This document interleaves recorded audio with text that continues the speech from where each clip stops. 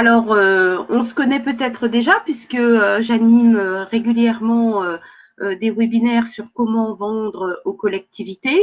Je suis Christy Genteuil-Boisel, je suis consultante en affaires publiques et je co-dirige le cabinet conseil Les Activateurs, un cabinet d'affaires publiques. Et je travaille avec Stéphane Bernstein qui est en ligne et qui va intervenir au milieu de cette présentation. Ce webinaire s'adresse aux dirigeants d'entreprises innovantes ou aux commerciaux d'entreprises innovantes qui vendent aux collectivités. Alors, soit ils vendent aux collectivités dans le cadre des appels d'offres, des marchés publics, soit ces entreprises innovantes souhaitent bénéficier de dispositifs qui leur permettent de vendre directement aux collectivités sans passer par des appels d'offres.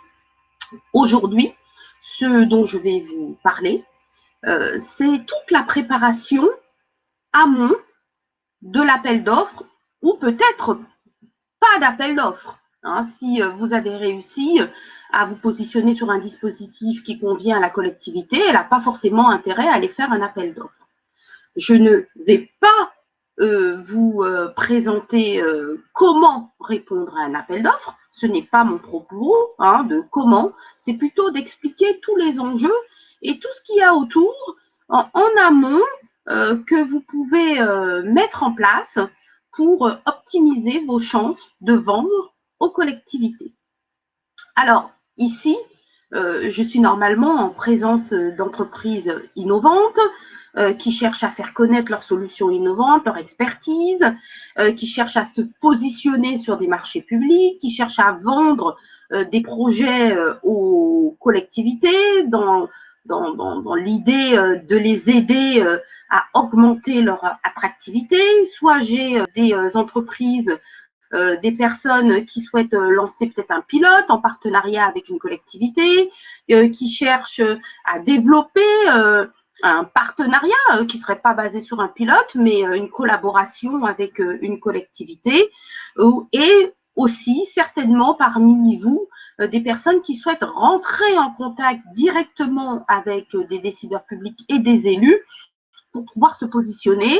Et ça tombe bien puisque mon job principal au sein du cabinet conseil Les Activateurs, c'est de prendre des rendez-vous qualifiés avec des décideurs publics et des élus.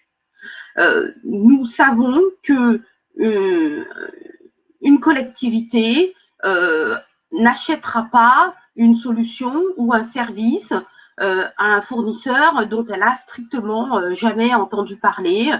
Ça ne fonctionne pas comme ça.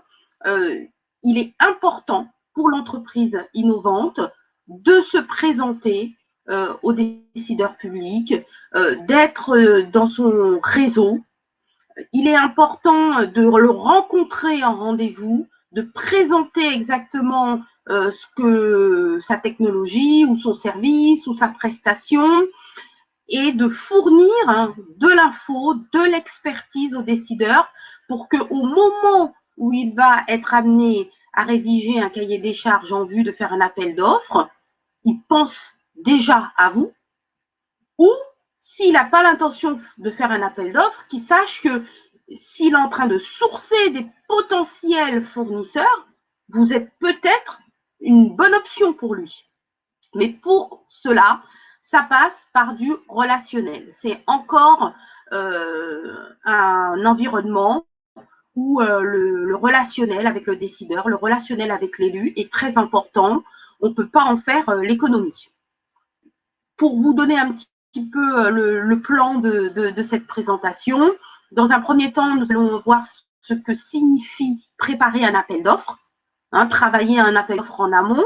Dans un second temps, je vais vous donner des recommandations, en tout cas les principales recommandations. Et pour finir, Stéphane Bernstein, le co-dirigeant du cabinet conseil, Les Activateurs, qui est en ligne avec nous, va vous présenter un ou deux cas pratiques pour que vous puissiez avoir une vision concrète de ce que nous faisons et de ce que nous expliquons. Voilà, donc la caméra est coupée et je vais commencer ma présentation de manière un petit peu scolaire, mais c'est nécessaire. Je vais essayer de rappeler ce qu'est un appel d'offres au sens du code de la commande publique. D'accord? Donc, je vous donne la définition. L'appel d'offres, ouvert ou restreint, est la procédure par laquelle l'acheteur choisit l'offre économiquement la plus avantageuse, sans négociation, sur la base de critères et préalablement portés à la connaissance des candidats.